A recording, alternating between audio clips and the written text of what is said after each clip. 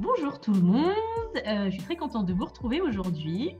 Je suis, pour ceux qui ne me connaissent pas, Sarah Massengo, fondatrice de la société Time for Action. Alors, j'ai 35 ans et je suis maman de 2 enfants. Et qu'est-ce que je fais avec Time for Action? Eh bien, j'aide les femmes à pouvoir trouver une activité professionnelle qui soit en lien avec leur passion, avec leurs valeurs, pour qu'elles puissent prendre du plaisir à travailler, que ce soit en tant que salarié ou entrepreneur. Et aujourd'hui, eh bien, j'ai le privilège d'être avec Marjolaine, que j'ai rencontrée sur le réseau social LinkedIn, que j'aime beaucoup comme elle, je crois. Et Marjolaine, est-ce que tu peux te présenter en quelques mots, s'il te plaît?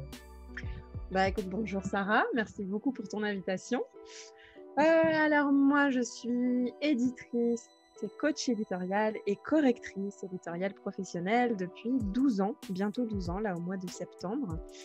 Et avec mon compagnon, depuis 1 an, on propose nos accompagnements à l'écriture aux gens, à tous ceux qui le souhaitent, à tous ceux qui souhaitent écrire un livre, que ce soit un livre de non-fiction, donc livre d'inspiration, guide pratique, témoignages, etc., ou un livre de fiction. Et donc, on fait des coachings individuels, on fait des lectures commentées de manuscrits pour aider les gens à voir les points forts et les points d'amélioration de leur manuscrit. Et puis, depuis peu, on a créé quelque chose qui n'existait pas encore. C'est la Guilde des écrivains. Donc, c'est une communauté que nous animons et coachons au quotidien. Donc, ça rassemble à la fois des cours en ligne, des exercices très concrets pour progresser sur son manuscrit, une communauté d'auteurs, communauté d'entraide pour se soutenir, se motiver, et du coaching collectif parce qu'on est là pour eux au quotidien, on répond à toutes leurs questions, on les aide, on les conseille. Voilà. Super, plusieurs offres très complètes. D'ailleurs, peut-être que, comme je disais, dernier trimestre 2021 ou premier trimestre 2022, je bénéficierai peut-être de tes services. Ce sera avec plaisir. Et Marjolaine, est-ce que tu peux nous parler un petit peu de ton enfance, de tes rêves d'enfant par rapport à ta carrière, un métier que tu voulais faire? Est-ce que ça a toujours été l'écriture? Alors, quand j'étais petite, je ne vais pas pouvoir te dire grand-chose sur mon enfance parce qu'en fait, mon cerveau a décidé de faire un blackout complet sur mon enfance. Donc, je n'ai quasiment aucun souvenir jusqu'à quasiment la fin de l'adolescence. Mais je peux te dire que je me souviens en tout cas d'un rêve professionnel que j'avais quand j'étais petite. C'était d'être bibliothécaire parce que mes parents avaient une bibliothèque immense qui recouvrait tous les murs du salon et de la salle à manger.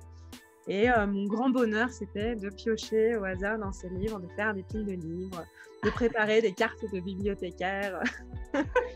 Voilà, et puis surtout de jouer la bibliothécaire sur le bureau. Moi, je trouvais que c'était un bureau d'écrivain. C'était un bureau que mon papa avait fabriqué parce qu'il était menuisier à une époque. Donc, il y avait vraiment, tu vois, tout le cadre très littéraire, cette espèce de monde du livre qui me fascinait. Et je pense que j'étais influencée aussi par mes parents, parce que mes parents ont travaillé pour l'édition pendant une dizaine d'années quand j'étais petite. Ils étaient maquettistes pour l'édition. Donc, j'ai connu les allers-retours de mon papa à Paris pour aller rencontrer les éditeurs, leur apporter les épreuves, etc. Donc, j'ai pas mal baigné en fait dans cet univers quand j'étais petite, même si j'ai quasiment aucun souvenir. Voilà, je sais que j'ai baigné dans cet univers et je pense que ça a beaucoup joué pour la suite. Et tu lisais beaucoup? Alors, je peux pas te répondre puisque les souvenirs manquent, mais je sais que je me suis mise véritablement à lire, on va dire vers 12-13 ans, où j'ai découvert Jules Verne et j'ai découvert Daniel Pennac, qui ça a été deux gros coups de cœur à cette époque. Et du coup, depuis, après, à la suite de ça, je suis directement passée en études littéraires, j'ai suivi le parcours littéraire, j'ai fait mon bac littéraire, je suis passée en classe prépa littéraire, etc. D'accord. À partir du moment où j'ai commencé, j'ai pu arrêter. T'as pu arrêter, ça t'a suivi jusqu'à présent d'ailleurs. Jusqu'à présent, je suis en plein dedans là. Et après, qu'est-ce que tu as fait alors après l'obtention de tes études, Marjolaine? Alors après mes études, ça a été une période compliquée. Je pense qu'il y avait toute l'enfance qui remontait un peu, tu vois. Donc c'était une période où je me cherchais beaucoup.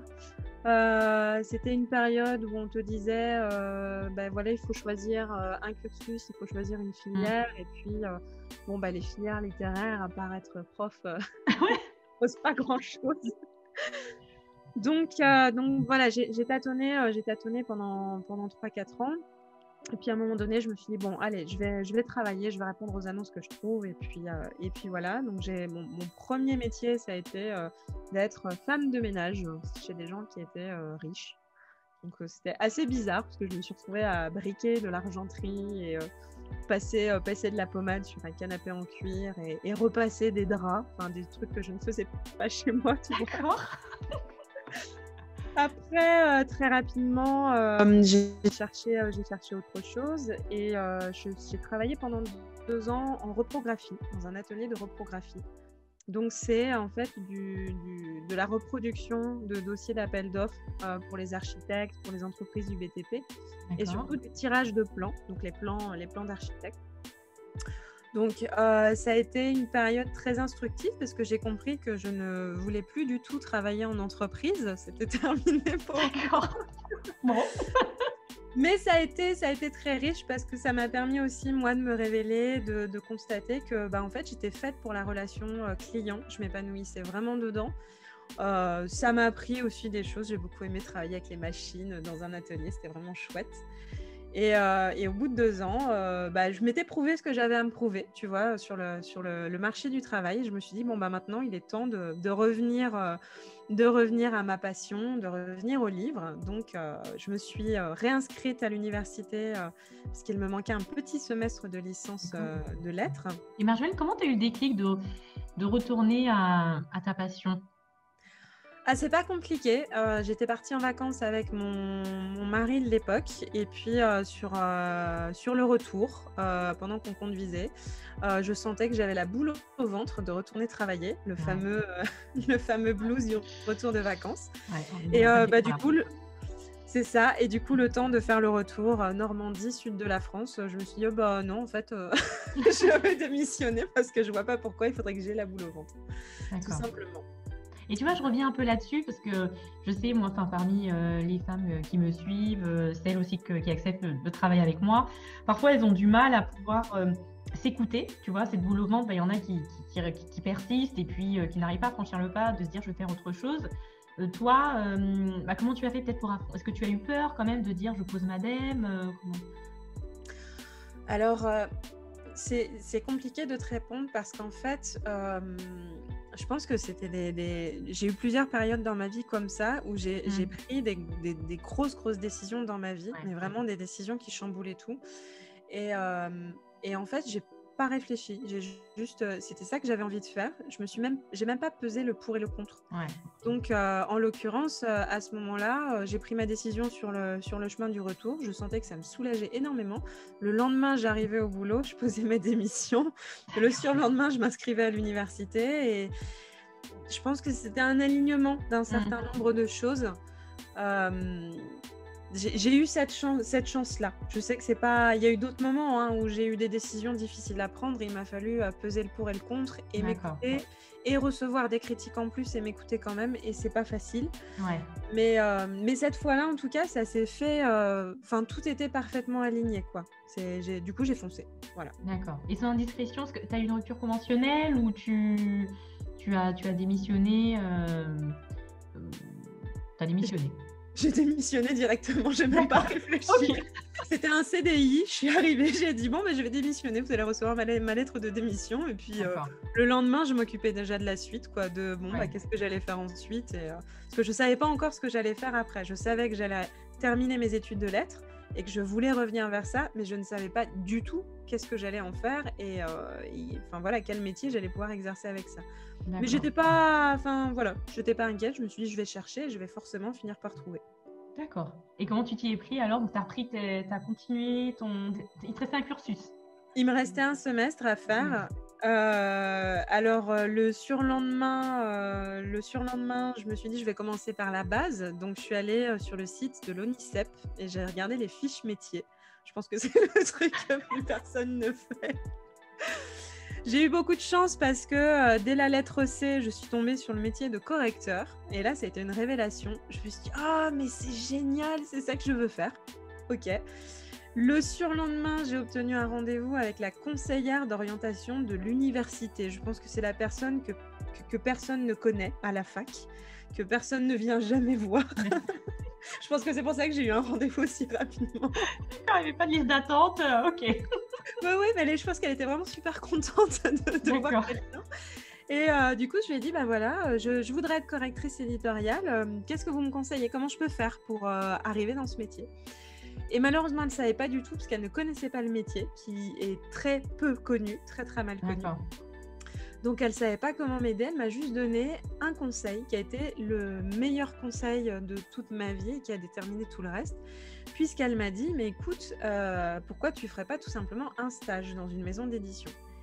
Et ça a été une révélation pour moi parce que je lui ai dit, mais bah non, je peux pas. Je suis dans un cursus, je suis en licence de lettres modernes, j'ai pas de stage imposé. Ouais. Et c'est là qu'elle m'a appris que du moment qu'on est inscrit dans un établissement d'enseignement, on peut tout à fait contacter n'importe quelle entreprise pour demander, pour postuler, pour faire un stage, faire une candidature spontanée comme ça. Donc je me suis dit, mais c'est génial, mais pourquoi tout le monde fait pas ça? C'est super et tout.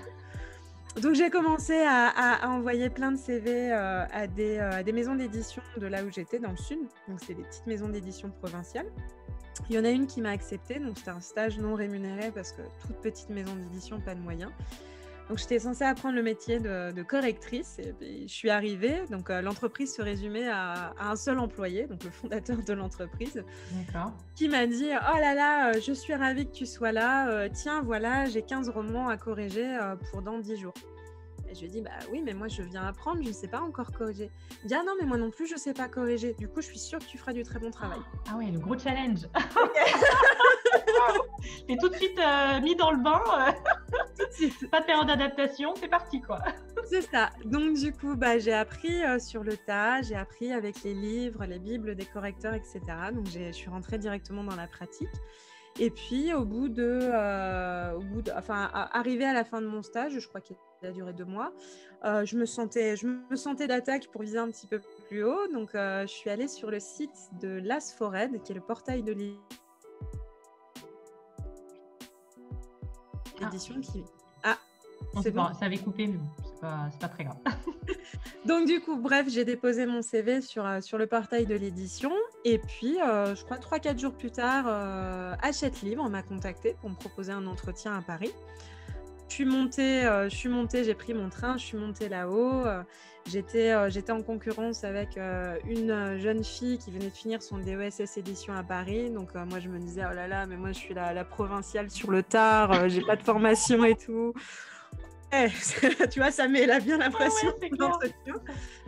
Et puis j'ai fait l'entretien, j'ai repris mon train et puis dans le train, j'ai reçu un message du responsable éditorial qui m'annonçait qu'il m'avait choisi parce que justement, il se disait, bon, la fille qui a 25 ans, je crois que j'avais 24 ou 25 ans, enfin voilà, qui a déjà bien fait un certain nombre d'années d'études, qui a déjà commencé à travailler, qui se reconvertit, qui monte du sud pour faire un entretien d'embauche, a priori celle-là, elle va bosser, voilà. Ah ouais. Donc voilà, j'ai enchaîné avec un stage de 6 mois chez Hachette Livre à Paris. D'accord. Et là, ça a été... je me suis dit, bon, super, grande maison d'édition, je vais enfin apprendre correctement mon métier. Et je suis arrivée le premier jour et j'ai fait, bonjour, je viens apprendre le métier de correctrice. Et là, mon responsable m'a posé 15 livres sur la table. Il m'a dit, ah non, mais nous, on ne sait pas faire. Mais par contre, il y a tout ça à corriger. Oh, merci beaucoup. Juste Marjolaine, puisque les personnes qui nous regardent peut-être ne connaissent pas vraiment le milieu d'édition, correctrice, c'est corriger des bouquins, des fautes d'orthographe avant la publication officielle, c'est ça? Alors, ça va être les fautes d'orthographe, mais pas que, ça va être orthographe, grammaire, tout ce qui relève de la typographie, donc ça va être la ponctuation, ça va être les mises en forme, en italique, ça va être les niveaux de titre, ça va être plein de choses comme ça. Et puis, le correcteur s'attache aussi à corriger le fond, s'il relève des incohérences, si le texte n'est pas fluide, en gros, si tu veux, tout ce qui peut être améliorable va être souligné et ou corrigé par le correcteur. Soit corrigé directement s'il y a quelque chose de fautif, soit suggéré par le correcteur pour que l'auteur puisse dire s'il est d'accord pour la correction ou pas. Ok. Voilà, pour résumer rapidement. Donc, tu avais cette pile de livres qui t'attendait à nouveau, les retrouvailles. C'est ça. Et puis c'était bon, bah décidément, je ne vais pas apprendre plus, donc je vais apprendre toute seule encore. C'est pas grave. Donc voilà, mon stage dans l'édition, ça a été ça. Ça m'a beaucoup appris aussi sur le fonctionnement d'une maison d'édition. Ça a été vraiment, vraiment très, très, très instructif. Et puis, bah, au bout de 6 mois, je me considérais comme prête. Le statut d'auto-entrepreneur venait tout juste d'être créé. C'était en 2009. D'accord. Je ne savais pas encore ce que j'allais faire après. Et là encore, un hasard, mon responsable éditorial qui me dit « Ah, mais tu sais, il y a un statut qui vient d'être créé, je pense que ça pourrait te convenir et tout. » Un mois plus tard, j'étais immatriculée. Ah oui. Un mois et demi plus tard, j'avais commencé à envoyer des CV partout à toutes les maisons d'édition, enfin CV, plaquettes de prestations, on va dire. Parce que dans ce milieu, c'est souvent indépendant en fait. En général, Oui. c'est rarement des salariés de maisons d'édition, tu es indépendant et tu as des contrats de prestation en fait, c'est ça? Il y en a presque plus des salariés. Ouais. C'est en très grande majorité maintenant, ce sont des indépendants. Je dirais même qu'en très grande majorité, depuis une dizaine d'années, ce sont des auto-entrepreneurs. D'accord. Voilà. Et en fait, tu travailles avec tout un ensemble de maisons d'édition qui te confient diverses missions au fil du temps et tu tournes comme ça, quoi. Un prestataire. Ça te faisait pas peur, toi, de ne pas avoir de CDI? Tu vois, en 2009, peut-être, enfin là, il y a beaucoup d'entrepreneurs, mais c'était peut-être pas très développé à l'époque. Bah, déjà, j'étais dans la même optique qu'au moment où j'ai démissionné, c'est-à-dire je ne vois rien, je fonce, je ne me pose aucune question. Donc, j'ai même pas réfléchi à ça. Et en plus, mon mari de l'époque était lui en CDI. D'accord. Oui. Donc, oui, parce que financièrement, ça allait à peu près, quoi. Ok. Voilà, je pouvais me permettre de prendre le temps de monter tout ça. Enfin, voilà, il n'y avait pas de souci à ce niveau-là. Donc, j'ai eu la chance de ne pas avoir ces peurs-là à ce moment-là. Je les ai eues plus tard, bien plus tard, mais pas à ce moment-là quand je me suis lancée. D'accord. Okay. Donc, tu as eu tes opportunités après, tu as cherché à te faire connaître en envoyant des CV et tu as eu quelques contrats. Bah, j'ai fait ça, puis surtout mon tout premier contrat, c'était avec les éditions Le Duc, parce que c'est mon responsable de stage qui avait eu en stage une des nouvelles éditrices des éditions, qui du coup lui avait parlé de moi, et du coup elle m'a fait tout de suite confiance. Et ça a été, c'est une relation professionnelle que je chéris, parce que je travaille toujours avec eux aujourd'hui, ça va faire 12 ans. J'ai vu passer plein de responsables éditoriaux là-bas. Et ça a toujours été, enfin voilà, c'est vraiment eux qui m'ont fait travailler le plus et qui m'ont toujours fait confiance pendant 12 ans, et ça a été un vrai bonheur. D'accord. C'est avec eux que j'ai commencé. Ok. Et là, ce que tu me disais avant qu'on commence l'enregistrement, c'est que tu as eu un peu deux parties dans ta carrière. Est-ce que tu peux un peu nous en parler? Alors, plus exactement, si tu veux, j'ai eu 3 parties dans ma carrière. La première, c'est toute cette période quand je me suis lancée comme auto-entrepreneur. J'ai travaillé exclusivement avec les maisons d'édition. Donc, je leur proposais mes services, elles me confiaient des missions. Ça a duré jusqu'en 2016. J'étais correctrice, mais petit à petit, comme je fournissais beaucoup de travail et que je dépassais en fait le cadre des missions qu'on me proposait, du coup, je suis devenue aussi éditrice indépendante, c'est-à-dire que là, on me confiait des suivis éditoriaux complets. Donc, je suivais l'auteur tout le long de l'élaboration et de l'écriture de son livre jusqu'à la remise à l'éditeur. D'accord. Et puis, bon, bah, finalement, ça devenait même du coaching éditorial parce que, voilà, c'était pas juste j'envoyais un petit message à l'éditeur, vous me renvoyez le chapitre, parce que là, les dates, voilà. Non, c'était vraiment, je les accompagnais, je les aidais à trouver leurs idées, je discutais de leur projet de livre avec eux. Enfin, voilà, c'était un accompagnement assez poussé, quoi. Tu as commencé à basculer un petit peu de l'autre côté. Ouais. Ça a commencé, mais je m'en rendais pas trop compte. La deuxième période, elle a commencé en 2016. Donc, j'ai quitté mon mari et j'ai quitté la région où j'habitais. Donc, ça a été un chamboulement énorme parce que, étant indépendante et même auto-entrepreneur… tu as un enfant aussi, Marjolaine, hein, je crois. Hein. 2 enfants. Tu as 2 enfants aussi, d'accord. Voilà. Ayant des enfants, n'ayant plus de famille, ni de soutien, ni de parents, donc si jamais, voilà, j'avais pas de filet de sécurité si jamais ça ne fonctionnait pas, 2 comptes en banque qui n'étaient pas très réjouissants à ce moment-là. Et je suis partie en disant à mon mari, bah écoute, voilà, je garde la maison, garde tout. Je suis partie presque, on va dire, avec mon petit baluchon. Et puis, voilà, je suis partie essayer de trouver la vie qui me correspondait vraiment. Waouh! Et comment, et Marjolaine, après, tu nous dis ce qui est possible, mais comment tu as eu le déclic quand même? Parce que tu vois, il y a des personnes parfois qui restent toute une vie à vivre une vie qui ne les correspond pas. Toi, comment tu t'es dit, je prends ce gros risque, hein, parce que pas de filet de sécurité, j'y vais, quoi. Bah, ça a été comme ce que je t'ai raconté tout à l'heure pour ma démission, c'est-à-dire, je pense que ça a été vraiment un alignement des planètes ou je ne sais quoi. Cette année-là, j'envisageais pas du tout de quitter mon mari.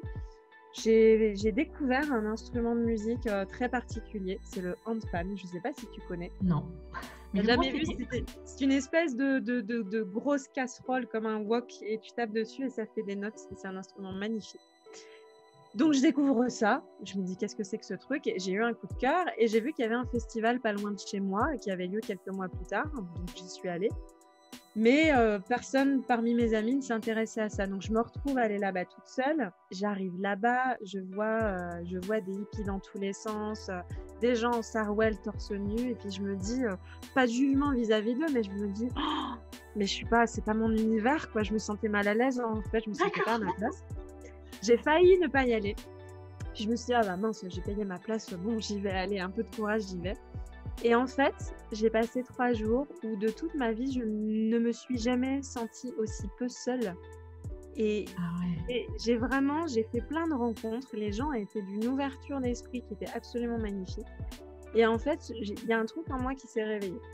C'est-à-dire que j'ai pris conscience tout d'un coup que jusque-là, j'étais morte à l'intérieur, que je ne vivais pas, que je ne sais pas aimer, que je n'aimais pas moi-même. Il n'y a pas de critique vis-à-vis de mon ex-mari, c'est comme ça, c'est tout. Mais j'en ai pris conscience à ce moment-là. Et du coup, j'ai fait ce festival, je suis rentrée à la maison, j'ai dit bon, il faut qu'on parle. D'accord. Voilà. Transformation. C'est fou, ça t'a permis de te reconnecter à toi-même en fait. Exactement. Et tu as fait un bilan un peu intérieur et tu t'es dit je ne peux plus continuer comme ça. Enfin, j'ai même pas fait le bilan. Je me suis juste dit je veux aller voir d'autres choses en fait. Je veux rencontrer d'autres personnes, je veux aller ailleurs. C'est même pas un bilan, j'ai même pas pesé le pour et le contre. Après, j'ai pris quand même l'été. Quand j'avais déjà commencé, on s'était séparés, donc j'avais commencé à aller dans d'autres festivals, à rencontrer des gens. Et je voyais bien qu'en fait, je ne regrettais absolument pas ma décision et qu'au contraire, je m'épanouissais, mais vraiment de jour en jour. Wow. J'avais eu notamment des troubles alimentaires pendant toute ma vie, mais des gros troubles alimentaires. Et à partir du moment où j'ai commencé cette vie-là, j'ai redécouvert ce que c'était que la faim, d'avoir naturellement faim. Je n'avais plus de compulsion alimentaire. C'est parti, mais je te promets, du jour au lendemain. En 24 heures, c'était parti. Donc, ça a été vraiment une renaissance en fait. Donc à partir de là, du coup, j'ai commencé à habiter à mi-temps dans le sud et puis à mi-temps à Lyon. J'ai découvert la ville de Lyon, ça a été un énorme coup de cœur pour cette ville. Donc j'ai commencé à découvrir les joies des espaces de coworking. J'ai rencontré plein de gens. J'ai vécu ma vie de célibataire en retard que je n'avais pas vécu. Parce que tu t'es mariée très jeune, je crois. Oui, alors oui, bah, j'ai rencontré mon mari, j'avais 17 ans et demi. Donc, oui, d'accord. Je me suis mariée un petit peu plus tard, mais j'étais très jeune, quoi. Donc voilà, j'ai bien profité pendant 9 mois. Et puis au bout de 9 mois, je me suis dit, bon, quand même, c'est bien sympa tout ça, mais dis donc, l'univers, j'aimerais bien quand même là rencontrer quelqu'un. Oh, je sais pas, tu m'envoies ce que tu veux, toi tu sais, je sais pas. Voilà. Et 20 minutes plus tard, j'ai reçu un message d'un gars. Incroyable. On a commencé à discuter et puis bah, c'est Stéphane, mon compagnon avec qui je suis depuis 3 ans et demi. Wow. Donc ça, voilà, c'était la deuxième partie. Donc ça, au niveau professionnel, ça a été une période qui a été très très difficile parce que tous ces chamboulements déjà m'ont coûté beaucoup d'argent et puis bah, toute seule, en ayant 2 logements, en ayant les enfants 1 semaine sur 2, en n'ayant pas de soutien familial, etc. Ça n'a pas été facile. Voilà, c'était là toute seule en freelance. Voilà, le travail tournait bien, mais il fallait que je travaille vraiment beaucoup pour pouvoir subvenir à mes besoins. Et comment tu as fait pour tenir bon malgré malgré cette période difficile? Alors, les 9 premiers mois de rencontrer Stéphane, bah, j'étais toujours en fait dans cette même dynamique. Je pense que j'avais mes forces étaient vraiment décuplées et j'étais tellement heureuse de m'offrir cette vie-là que rien ne me paraissait difficile. Wow. J'étais tellement alignée, je pense que ça faisait tellement d'années que j'attendais ça, de pouvoir enfin vivre ça, que j'avais vraiment énormément d'énergie. C'était une renaissance, comme tu disais, tu étais un peu morte à l'intérieur à une période de ta vie, et là, tu te redécouvrais. Donc, ça, oui, tu avais une énergie assez incroyable, ouais, j'imagine. C'est ça. Et à partir du moment où j'ai rencontré Stéphane, j'ai ressenti le besoin, en fait, de me recentrer, de trouver vraiment un endroit à moi où j'allais m'installer. Je voulais pas que ce soit Lyon, parce que Lyon m'avait offert beaucoup, mais m'avait pris aussi beaucoup de mon énergie. Donc, je voulais être dans un endroit dans la nature, enfin, en tout cas, plus dans la nature.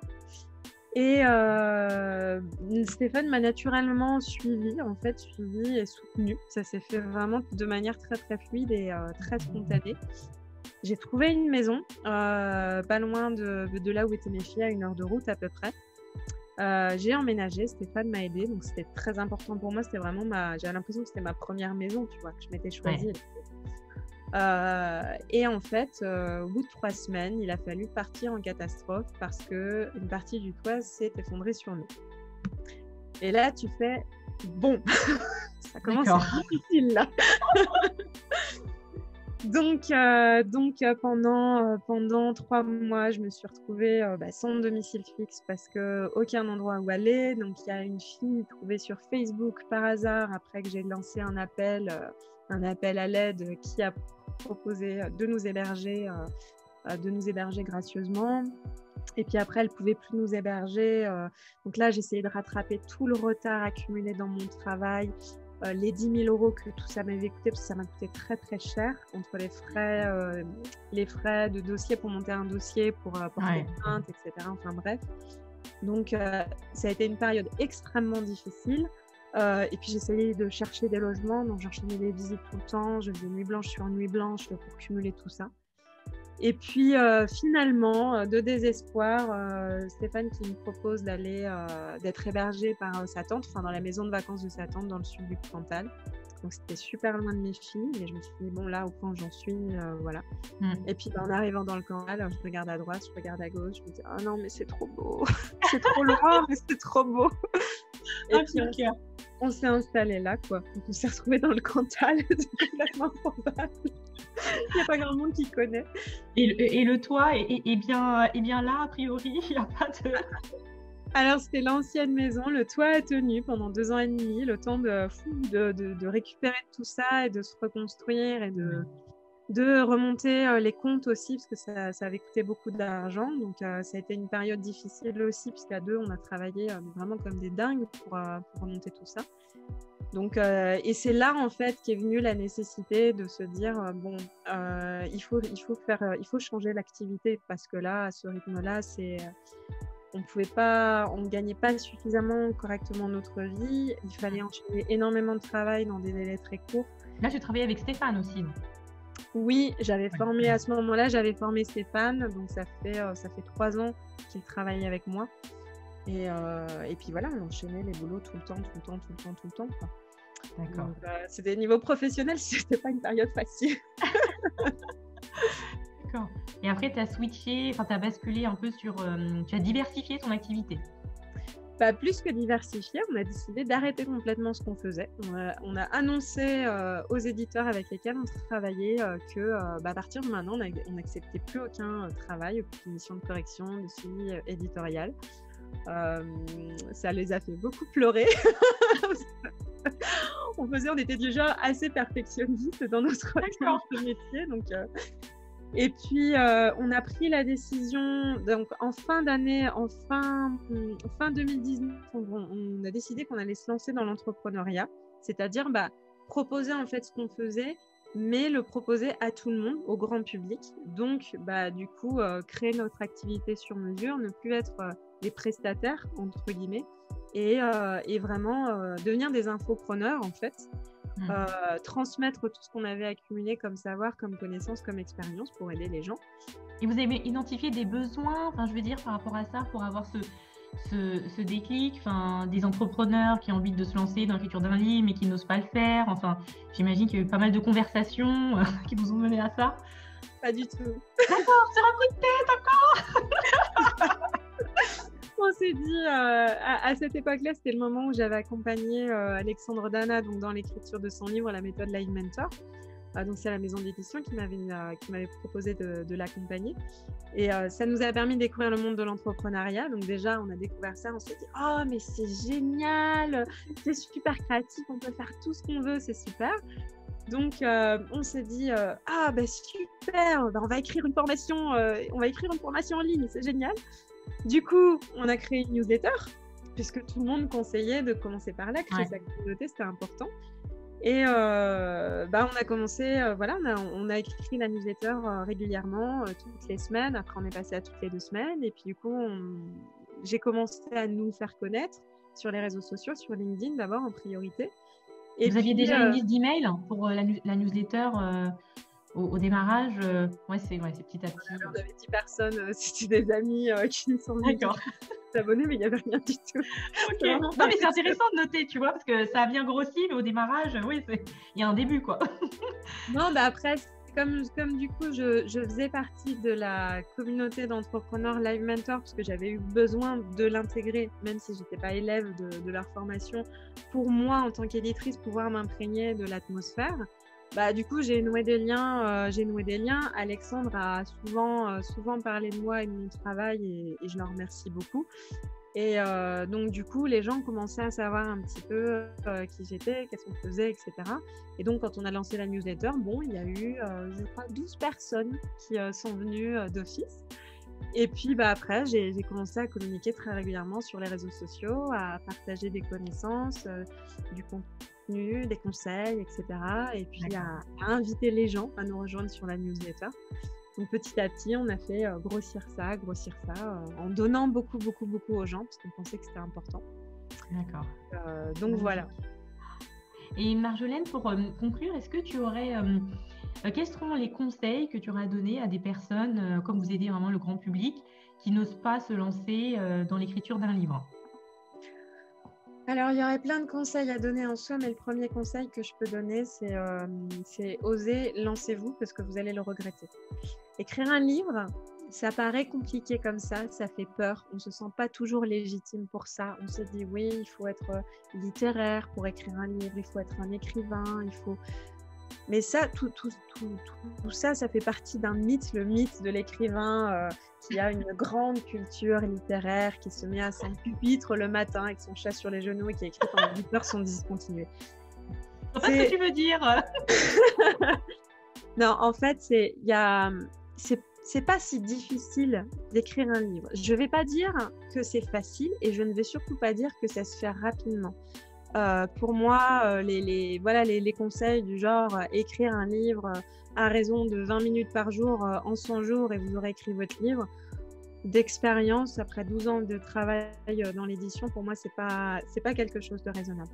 Mais du moment, en fait, que vous n'abandonnez pas, du moment que vous persévérez, vous irez au bout de votre livre et vous aurez écrit un livre de qualité, que ce soit en fiction ou en non-fiction.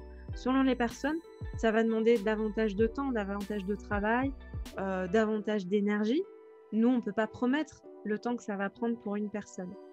Mais l'important, c'est de garder confiance en soi, de garder confiance en son livre aussi, parce que si à un moment donné, on a envie d'écrire un livre, c'est que ce livre existe déjà à l'intérieur. Pourquoi ? Parce qu'il est la somme de votre cheminement, de vos connaissances, de vos rencontres, de la vision du monde que vous vous êtes forgé. Donc, il existe là. La seule chose qu'il y a à faire, en fait, entre guillemets, c'est de faire émerger ce livre. Et pour ça, il y a plein d'astuces qui existent. Il n'y a pas une méthode universelle. Il n'y a pas un pas à pas, un mode d'emploi pour écrire un livre, parce que sinon, tout le monde écrirait les mêmes livres.